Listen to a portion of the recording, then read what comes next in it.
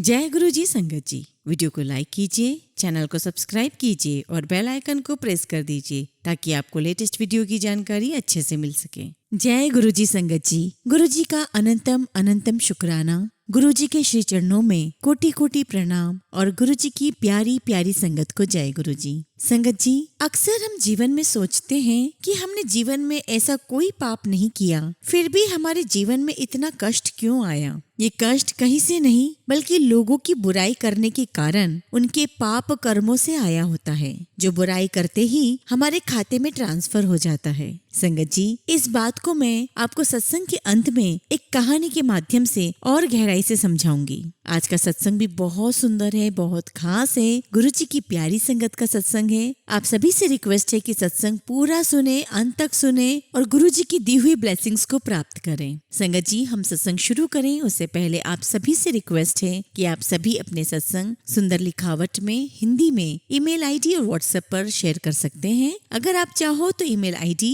और व्हाट्सएप पर टाइप भी कर सकते हैं। चलिए संगत जी, आज का सत्संग शुरू करते हैं। आज का सत्संग हम गुरु जी की ही पुरानी संगत रोमा आंटी का, जो गुरु जी की ही पुरानी संगत है, हम उनका सत्संग सुनेंगे। जय गुरु जी संगत जी। शुक्राना गुरु जी और सारी संगत को जय गुरु जी। मुझे कई बार बोला गया सत्संग शेयर करने का, बहुत हेजिटेशन के बाद मैं अपना सत्संग शेयर कर रही हूँ। मैंने कभी कोई सत्संग शेयर नहीं किया। संगत जी, गुरु जी के साथ मेरी जर्नी फरवरी 1998 में शुरू हुई, जब वो दिल्ली आए एम्पायर स्टेट में, और मैं यहीं आसपास रहती हूँ। और जब मुझे पता चला कि यहाँ कोई गुरुजी आए हुए हैं, and I was very curious, और मैंने सोचा कि ये इतनी छोटी सी कॉलोनी है तो कभी सुना ही नहीं कि यहाँ कोई गुरुजी आए हुए हैं, कोई गुरुजी रहते हैं। तो जिस दिन मुझे पता चला उसके अगले दिन शाम को मैं वॉक करती हुई चली गई। तो किसी ने जब मुझे बताया था कि विला ई में कोई गुरुजी आए हुए हैं, तो मैं वहाँ चली गई घूमते घूमते। और जब मैं वहाँ गई तो मैंने देखा एक जेंटलमैन बैठे हुए हैं पैंट और शर्ट में, और उनके पास 4-5 लोग बैठे हुए हैं। तो शगुन अंकल वहाँ थे। तो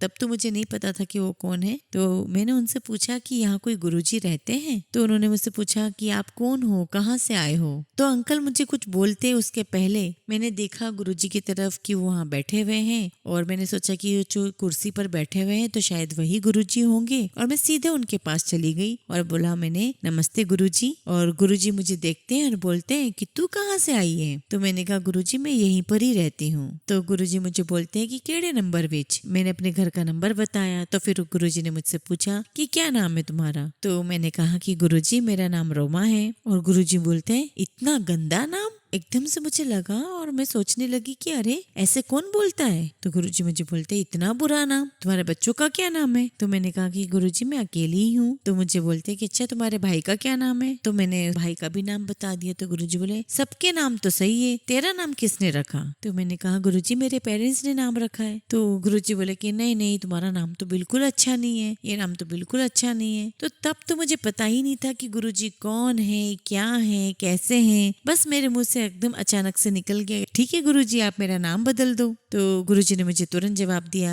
कि ठीक है देखेंगे। और संगत जी, तब से मेरी गुरुजी के साथ जर्नी स्टार्ट होती है। और बस मैं फिर वहाँ बैठ गई और दूर कारपेट पे मैं बैठी रही, और बस मैं उनकी तरफ देखे जा रही थी, आंखें फाड़ फाड़ करके। ऐसा लग रहा था जैसे कि मुझे कोई किसी ने हिप्नोटाइज कर दिया हो। तो गुरुजी मुझे बोलते हैं कि ऐसे क्या दिख रही है मुझे आंखें फाड़ फाड़ के। मुझे समझ में ही नहीं आया कि मैं क्या बोलूं। तो मैंने कहा गुरुजी नहीं, कुछ भी नहीं। बस थोड़ी देर बाद मुझे चाय प्रसाद मिली। तो थोड़ी देर में गुरुजी मुझे बोलते हैं कि अच्छा चलो फिर। तो मैंने गुरुजी से कहा कि गुरुजी मैं कल आ सकती हूँ। तो गुरुजी मुझे बोलते हैं क्यों, की वास्ते। तो मैं चुप हो गई। फिर गुरुजी थोड़ी देर में बोलते हैं हाँ हाँ आ जाई। और फिर अगले दिन फिर वॉक करते करते मैं गुरुजी के पास पहुंच गई। और जब मैं वहां पहुंची तो मुझे तब भी नहीं पता था कि गुरुजी कौन है, कहाँ से आए हैं, क्या है। बस उनके चेहरे पे इतना ज्यादा नूर था, इतना अट्रैक्शन था कि बस उनकी तरफ देखे जा रही थी, मैं उनकी तरफ खींची चली जा रही थी। और बस ऐसे ही मैं गुरुजी के पास बीच बीच में ऐसे जाती रही। और बैसाखी के टाइम गुरुजी ने संगत शुरू करी। शायद मैं गलत ना हूँ तो अप्रैल 98 की ये बात है। और बस फिर मैंने संगत में जाना शुरू किया। बच्चों को मैं नहीं ले जाती थी क्योंकि वो बहुत छोटे थे। और पहली बार गुरुजी का बर्थडे सेलिब्रेट हुआ था रांच में, हमारे एमजी रोड पर। बड़ा सा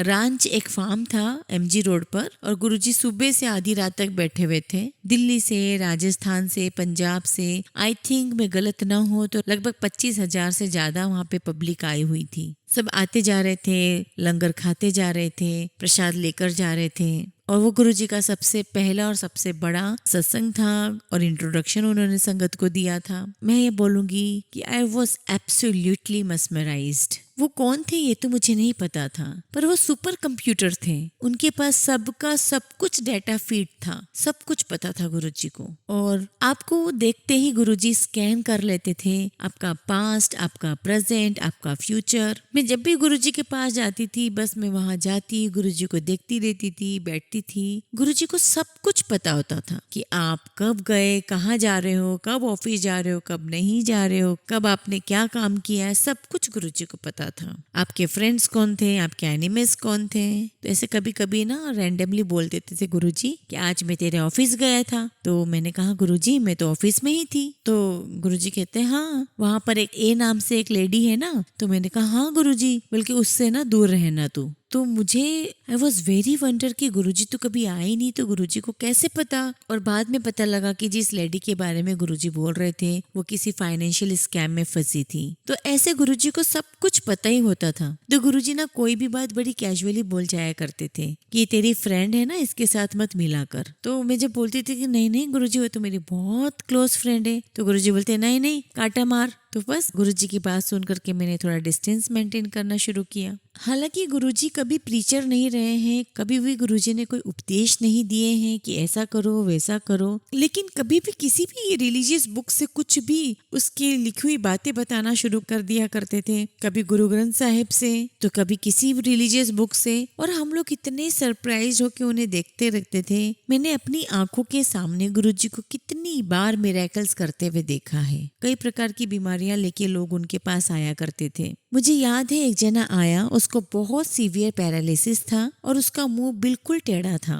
वो आया और उसने गुरुजी को माथा टेका और मैं पास में थोड़ा आगे बैठी हुई थी, इतना कि मुझे आवाज आए। तो गुरुजी उनसे कहते हैं कि अंकल तुम ऐसा करना कि 4 हफ्ते तक मेरे पास हर थर्सडे आओ। तो वो कहने लगा सज्जन कि नहीं गुरुजी मैं तो कस्टम में हूँ, मुझे तो बहुत काम रहता है, मैं ऐसे हर थर्सडे नहीं आ पाऊंगा। तो गुरुजी कहते हैं कमाल है, मैं तुझे ठीक करने के लिए बुला रहा हूँ और तुझे तो बॉम्बे दिल्ली जाना है। तो मैंने उनको कहा अंकल गुरुजी डजंट केयर कि आपको बॉम्बे दिल्ली जाना है, कहीं जाना है, आपको गुरुजी खुद ठीक करने के लिए आपको यहाँ बुला रहे हैं। तो गुरुजी कहते हैं कि एनु समझ आई। तो मैंने उनसे कहा कि आप प्लीज हर थर्सडे यहाँ आओ। तो गुरुजी ने उन्हें टाइम दिया कि आप मेरे पास थर्सडे 6 बजे आ जाना। तो संगत जी मैं भी बहुत क्यूरियस थी जानने के लिए कि क्या हुआ, इसलिए मैं भी हर थर्सडे को 6 बजे वहाँ संगत में पहुँचने लगी। आप बिलीव नहीं करेंगे संगत जी, गुरुजी मुझे बोलते थे कि एक गिलास पानी लाना किचन में से, तो मैं पानी लाती थी। तो गुरुजी ने अपने हाथ में पानी डाल के उसके मुंह पर छींटे मारा करते थे और वो इतनी जोर जोर से चिल्लाता था और उसके आंसू निकल जाया करते थे, इतनी जोर से वो चिल्लाता था।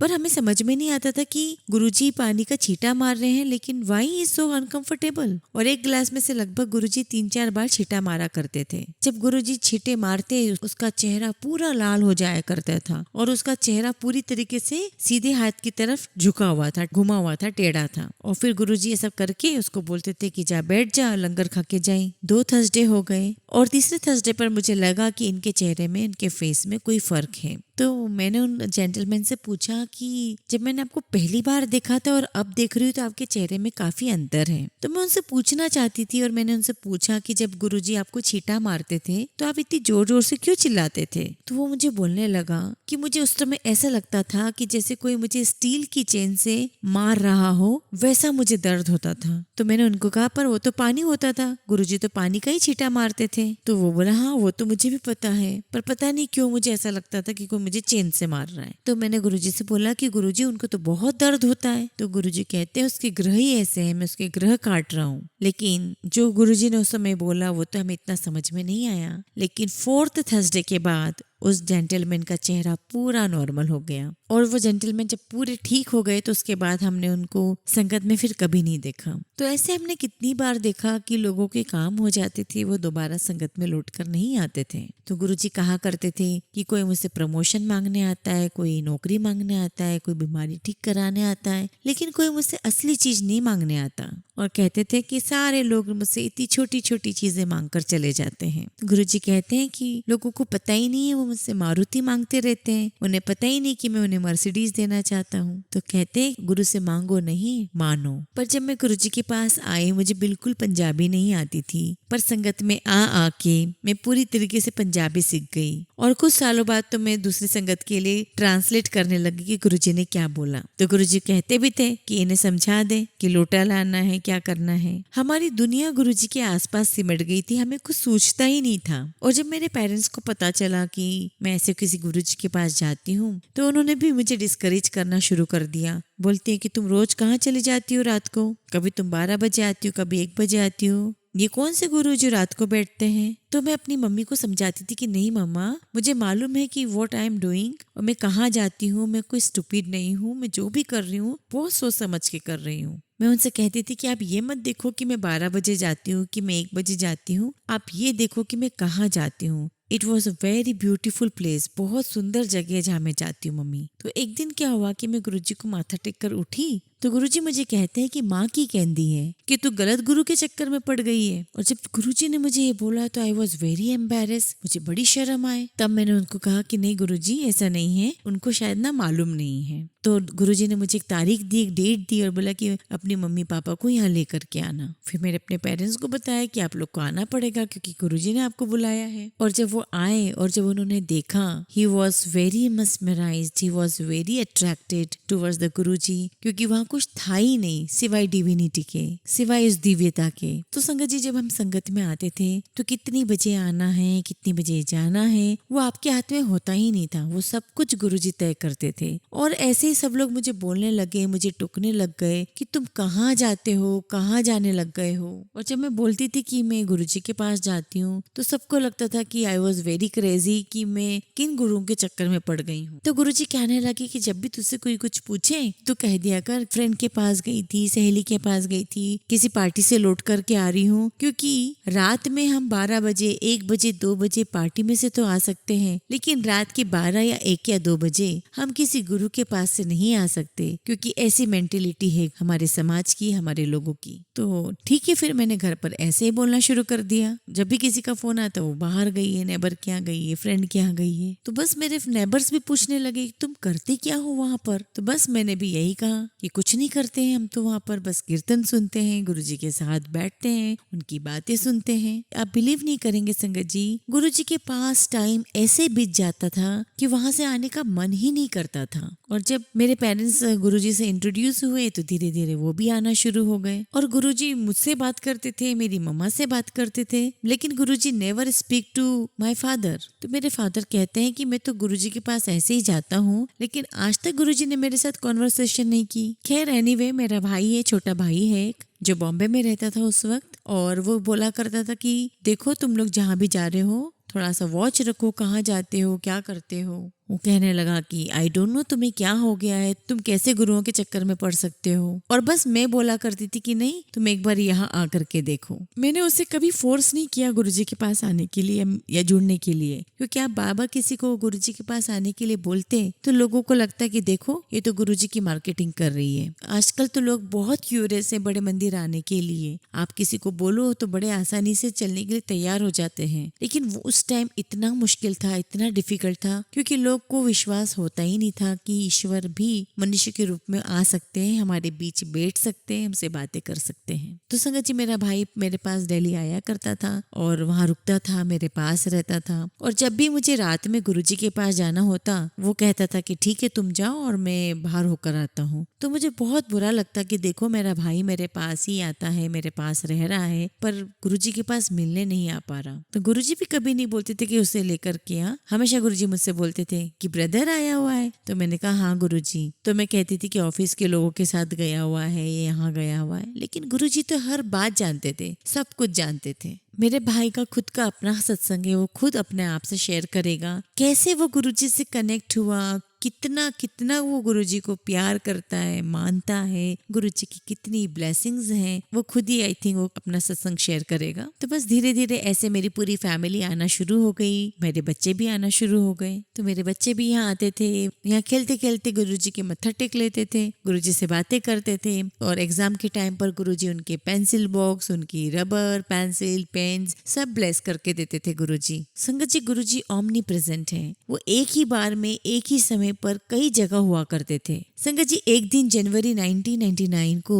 मैं अपने बच्चों को बस स्टॉप पे छोड़ने जा रही थी, अंधेरिया मोड़ पर। और मैं बच्चों को 6 बजे छोड़ने जाया करती थी। और जब मैं छोड़कर आ रही थी बच्चों को, तो आई एम 100% श्योर कि मुझे एम्पायर स्टेट की गेट पर गुरुजी मिले। मेरी ब्रांड न्यू एम्बेसडर कार थी, तो मैंने सोचा था कि एक आध दिन में मैं गाड़ी की चाबी लेकर जाऊंगी, क्योंकि संगत में जो भी कोई नई गाड़ी खरीदता था वो अपनी गाड़ी की चाबी गुरुजी के पास ले जाया करता था ब्लेस करवाने के लिए। तो बस ऐसे जब मैं बच्चों को छोड़कर आ रही थी तो एम्पायर स्टेट के बाद गुरुजी को देखा। मैंने गाड़ी रोकी और मैं गुरुजी को मत्था टेकने गई। गुरुजी ने कहा, कहाँ से आ रही है? तो मैंने कहा, गुरुजी मैं बच्चों को बस स्टॉप पे छोड़कर आ रही हूँ। और बहुत ठंड थी, जनवरी का महीना था, अर्ली मॉर्निंग थी।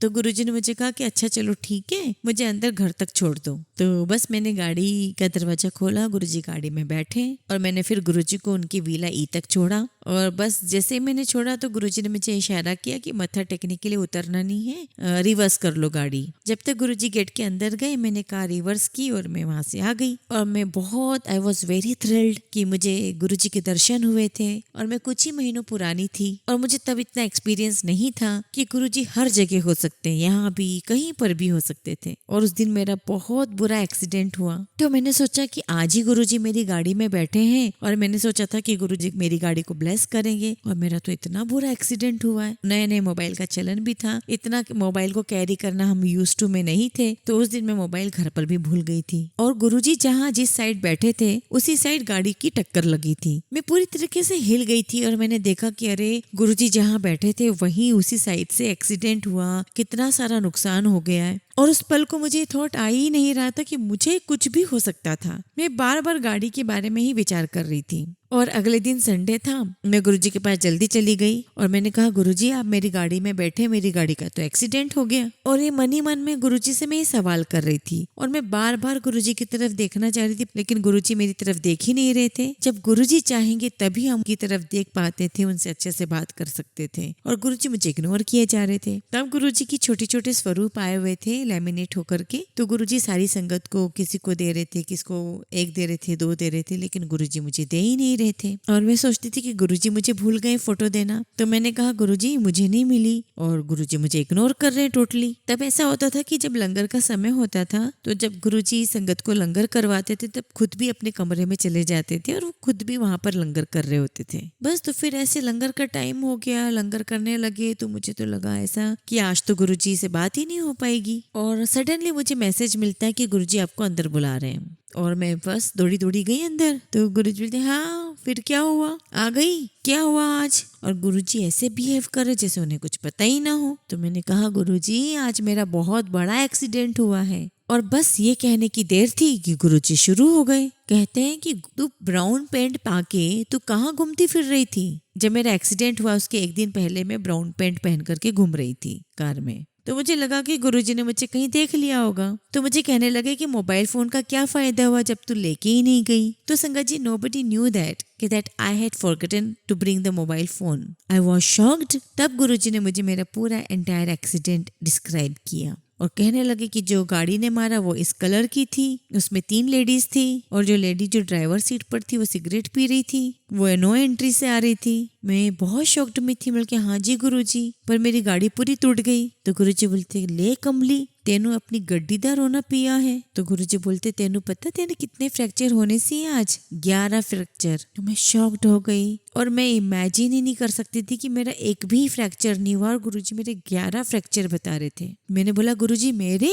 तो गुरुजी बोले, होर? तो गुरुजी कहते कि आज तेनू अगर एक्सीडेंट विच कुछ हो जांदा तो तेरे बच्चे रूल जांदे। आज मैं इंटरफेयर किया है, और मैं बहुत शॉक्ड हो गई। और तब गुरुजी ने मुझे अपना स्वरूप दिया और गुरुजी ने स्वरूप देते हुए कहा कि ये ले, इसको गाड़ी में लगा और जा अब लंगर खा ले। मैं बाहर आई, मैं लंगर के लिए बैठी, लेकिन मैं पूरी तरह से कांप रही थी। मुझे गूज बम्स आ रहे थे कि गुरुजी को मेरा सारा एक्सीडेंट कैसे मालूम। और मुझे कहते हैं कि इंश्योरेंस पैसे दे देगी, उसमें क्या है, गाड़ी का इतना टेंशन लेती है। तो मैंने वहां पर संगत से पूछा कि क्या गुरुजी रोज सुबह के लिए वॉक पर जाते हैं? तो वहाँ के जो सेवादार है वो कहने लगे कि कहाँ निकलते हैं, गुरुजी तो कभी वॉक पर नहीं जाते। तो मैंने कहा कि कल मुझे गुरुजी 6 बजे मिले थे सुबह। मेरी बात सुन करके हंसने लगे। तो मैंने कहा कि हाँ, मैंने गुरुजी को अपनी गाड़ी में बिठाया और मैंने यहाँ पे ड्रॉप किया है। और वो हंसने लगे मेरे ऊपर कि नहीं, ऐसा हो ही नहीं सकता। वो सेवादार हंसते हुए कहने लगे कि अरे सुबह 7 बजे तक तो मैं उनके पाँव ही दबा रहा था, गुरुजी पाठ में थे। मैं फिर तो और कंफ्यूज हो गई। तब मुझे समझ में आया कि गुरुजी ओमनी प्रेजेंट है। गुरुजी एक समय पर कितनी भी जगह पर हो सकते हैं।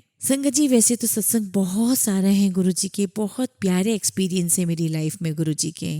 मुझे फिर कभी जब मौका मिलेगा तो मैं फिर अपने सत्संग शेयर करूंगी। आज मैं अपने सत्संग को यहीं विराम देती हूँ। जय गुरुजी, शुक्राना गुरुजी। संगत जी, अब हम गुरुजी की ही पुरानी संगत रितु बिंद्रा आंटी का सुनेंगे। जय गुरुजी। गुरुजी की प्यारी संगत को Sat Sri Akal and thank you for giving me this opportunity to share my satsang. Sangat ji, this is my first time, ये मेरा पहला सत्संग है। अगर मुझसे कुछ भी गलती हो जाए तो प्लीज मुझे माफ करिएगा। संगत जी, मैं जलंधर से हूँ और गुरुजी से मेरी जर्नी लगभग 1990 या 91 के आसपास शुरू हुई होगी। लेकिन संगत जी, अभी मैं पुणे में रहती हूँ। संगत जी, तब मैं 16 या 17 साल की रही होंगी जब मम्मी और उनके कजन्स गुरुजी के पास जाया करते थे। संगत जी, 16-17 की उम्र थी मेरी, बहुत कम उम्र थी। और 1991 के आसपास की बात कर रही हूँ। तो उस समय इतना ट्रैफिक नहीं होता था और मैंने नई नई कार चलाना सीखी थी। कोई ड्राइविंग स्कूल नहीं गई थी, कोई इतनी चेकिंग नहीं होती थी, कोई मेरे पास लाइसेंस नहीं था। लगभग मैं 10th 11th में रही होंगी। तो संगत जी, क्या हुआ कि मेरी कार से एक लड़की का एक्सीडेंट हो गया। वो लड़की साइकिल से जा रही थी और मुझसे एक्सीडेंट हो गया। और जैसे ही एक्सीडेंट हुआ वैसे ही मुझे लोगों ने वहां पर घेर लिया। मैं और मम्मी डर गए और लोगों ने बड़ी गालियां दी। फिर उस लड़की को हॉस्पिटल लेकर के गए। फिर वहां से हम जब घर आए तो हमने पापा को बताया। पापा भी हॉस्पिटल गए। उस लड़की को जो कुछ भी देना था, पैसे दिए, रूह अफ़ज़ा, ग्लूकोज जो भी देना था वो सब दे करके आए। और हम लोग की हालत बहुत खराब, क्योंकि लड़की की हालत बिल्कुल ठीक नहीं थी। हमारी तो जान सूख गई थी। छोटी उम्र थी और बस यही सोची जा रही थी कि क्या करूं क्या करूं। तो मम्मी बोली कि चल गुरुजी के पास चलते हैं। और जब हम गुरुजी के पास जाए, इतने क्यूटली, इतने स्वीटली मुझे देखी जाए, लेकिन मैं गुरुजी से नजरें न मिला पाऊं। और मैं फर्स्ट टाइम गुरुजी से मिल रही थी तो मुझे लग रहा था कि आज तो मुझे डांट पड़ेगी गुरुजी से। लेकिन गुरुजी ने मुझे कुछ भी नहीं कहा। गुरुजी मुझे देखे जा रहे हैं और मुझे शर्म आई जा रही है। गुरुजी मुझे देखे जा रहे हैं। गुरुजी ने इस बीच में किसी संगत को कहा कि पानी लेकर आओ। वो पानी लेकर आए और गुरुजी ने उसमें अपनी रुद्राक्ष की माला डिप करके मुझे पीने के लिए दिया। और मैंने पिया। और जितने भी लोगों ने आज तक वो पानी पिया है, उसका टेस्ट इतना मजेदार है, मुझे आज तक याद है।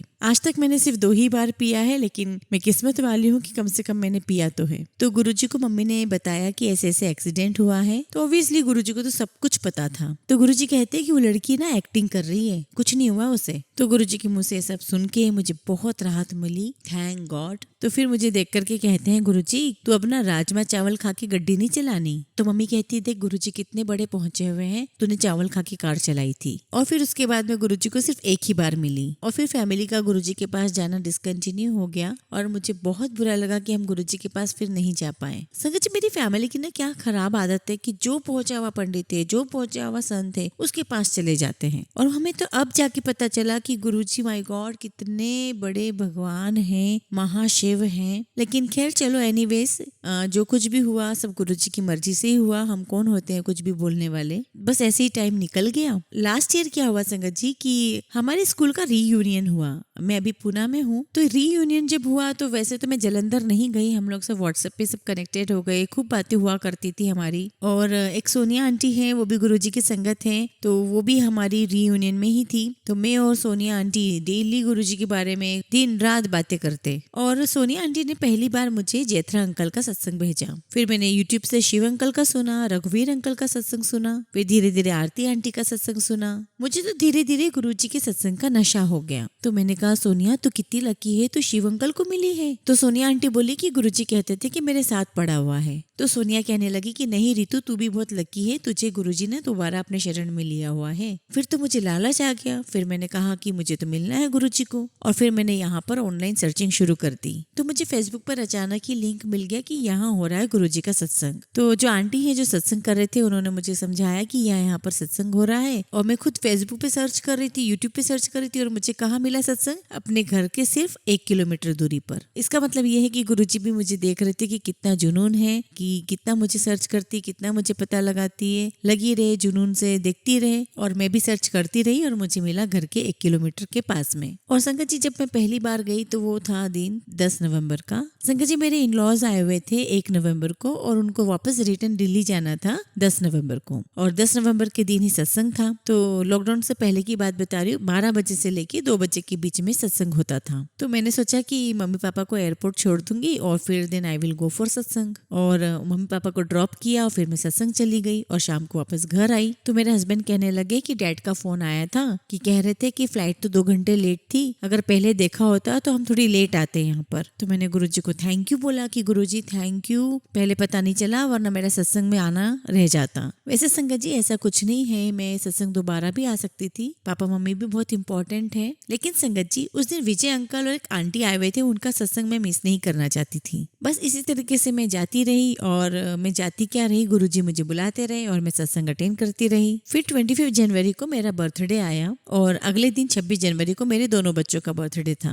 तो मैंने कहा गुरुजी, शाम हो गई थी तो मैंने गुरुजी को मन में कहा कि गुरुजी आपने तो मुझे बर्थडे विश भी नहीं किया। मैं अपने आप से बात कर रही थी कि रितु तू अपना बचपना छोड़, भगवान को क्या ऐसे बोलते हैं, गुरुजी तुझे विश करेंगे, तू है क्या। और मैं अपने आप से ही चुप हो गई। और अगले दिन 26 जनवरी था, रिपब्लिक डे था। मैं अपनी बच्ची को स्कूल छोड़ने गई, और मेरी बेटी 8th क्लास में थी। तो मैंने उसको बोला कि नानकी बच्ची मुझे तो बस एक गिफ्ट दे दे, तुझे मेरे साथ सत्संग चलना है। तो मुझे कहती कि मम्मा ठीक है आप मुझे स्कूल से पिक करना, अपन वहीं से डायरेक्ट चलेंगे। तो मैंने कहा ठीक है। तो फिर बच्ची को लेकर के स्कूल के बाद हम लोग डायरेक्ट वहाँ पर सत्संग पे गए, और सत्संग में जहाँ गए हम वहाँ पर जोड़ा घर था, और जो आंटी वहाँ खड़ी थी जोड़ा घर में, उन्होंने बहुत सुंदर नेकलेस पहना हुआ था गुरुजी का। तो मैंने कहा कि वाह आंटी मेरा तो दिल खुश हो गया, इतना बढ़िया नेकलेस है गुरुजी का, मेरा तो दिल आ गया है। तो उन्होंने क्या किया, एक ब्रेसलेट निकाल के मेरी बेटी को दे दिया। तो मैंने कहा नानकी वाह तेरी तो ऐश हो गई, और तेरा बर्थडे तुझे तो गिफ्ट मिल गया। और मैंने कहा कि आंटी कल मेरा था आज मेरे बच्चे का है। तो आंटी ने तुरंत मेरे लिए भी एक ब्रोच निकाल के दे दिया। तो मैं अपने आप से बोलने लगी कि तू कह रही थी ना कि गुरुजी ने विश नहीं किया, ले अपने आप ही गुरुजी तेरे पास आ गए। फिर संगत जी जब लॉकडाउन हो गया तब उस समय क्या हुआ कि हमारा फ्रिज ना खराब हो गया था। ये भी गुरुजी का बहुत अच्छा सत्संग है संगत जी। उस टाइम पे जो शॉप थी वो 1 घंटे के लिए खुली हुई थी,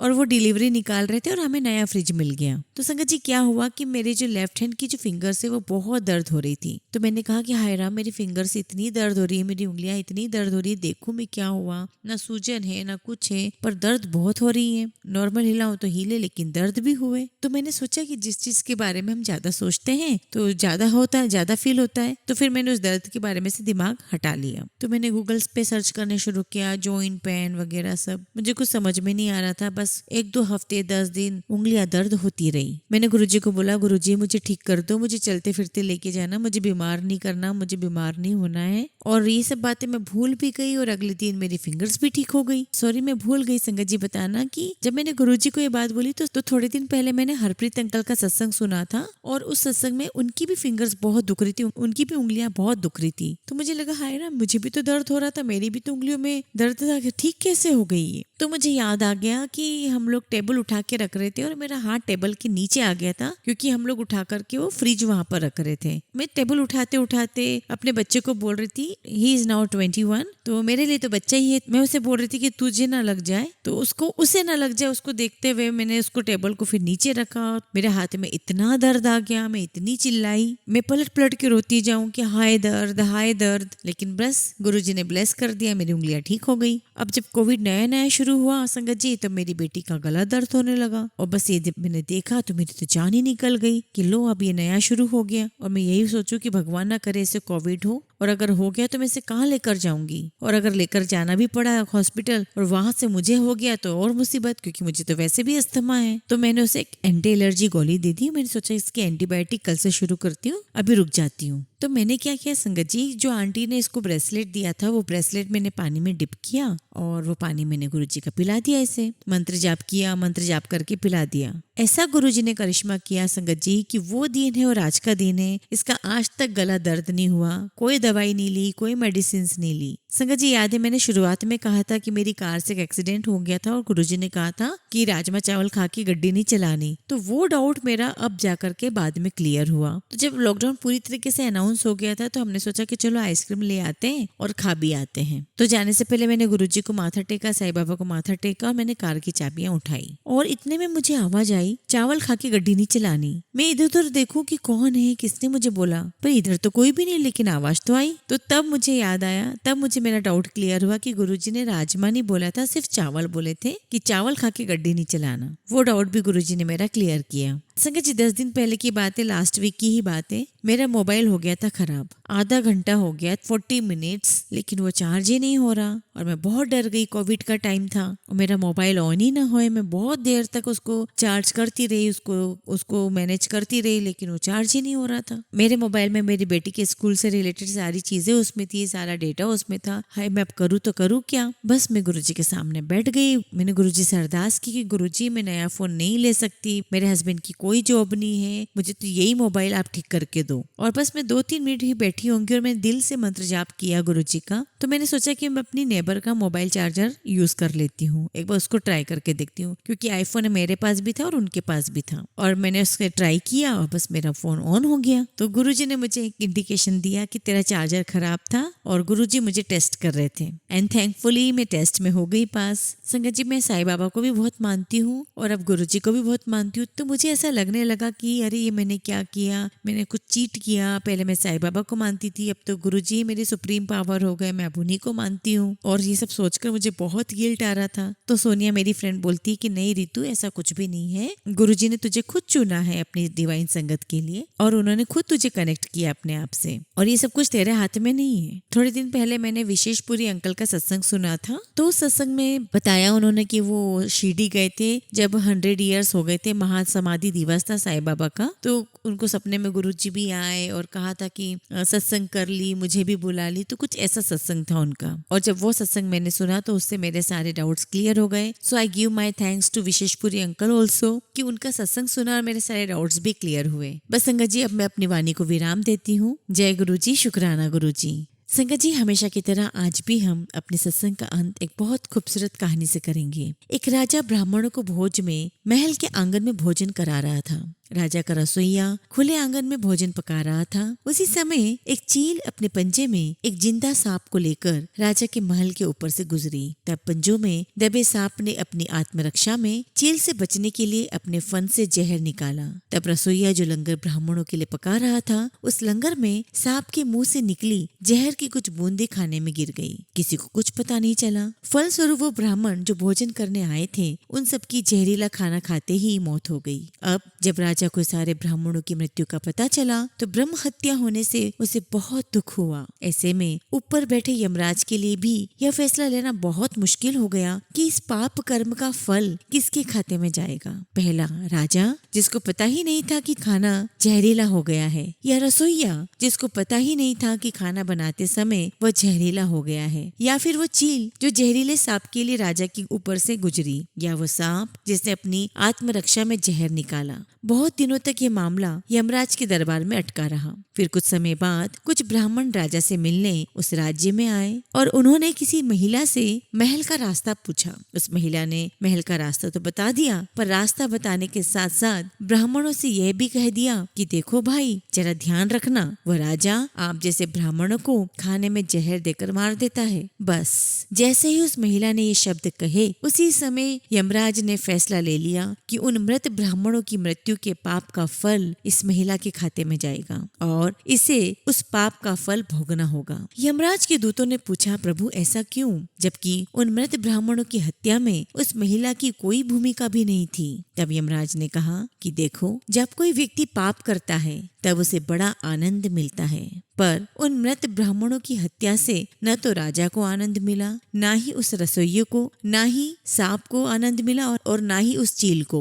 पर उस पाप कर्म की घटना का बुराई करने के भाव से बखान कर उस महिला को बहुत आनंद मिला। इसलिए राजा के उस अनजान पाप कर्म का फल अब इस महिला के खाते में आएगा। बस इसी घटना के तहत आज तक जब भी कोई व्यक्ति जब किसी दूसरे के पाप कर्म का बखान बुरे भाव से बुराई करता है, तब उस व्यक्ति के पापों का हिस्सा उस बुराई करने वाले के खाते में भी डाल दिया जाता है। संगत जी, इस कहानी से यही प्रेरणा मिलती है कि हमें कभी भी किसी के बारे में बुराई या चुगली नहीं करना चाहिए। गुरुजी भी इस बात के लिए बहुत मना करते थे। आप कारण समझ गए होंगे कि बुराई करने से हमारे पाप कर्म बढ़ते हैं, और अगर हमारे पाप कर्म बढ़ेंगे तो हमें इस धरती पर इस जीवन में बहुत कुछ भोगना होगा। इसलिए संगत जी, कभी किसी की निंदा बुराई नहीं करनी चाहिए। हमेशा किसी का अच्छा नहीं कर सकते हैं तो हम किसी का बुरा भी ना करें, ना बुरा हम बोलें। गुरुजी की आज्ञा मानते हुए, गुरुजी के हर बात पर चलते हुए, हमें गुरुजी के सानिध्य में रहते हुए गुरुजी की आदर्श संगत बनना चाहिए। जय गुरुजी। शुक्राना गुरुजी।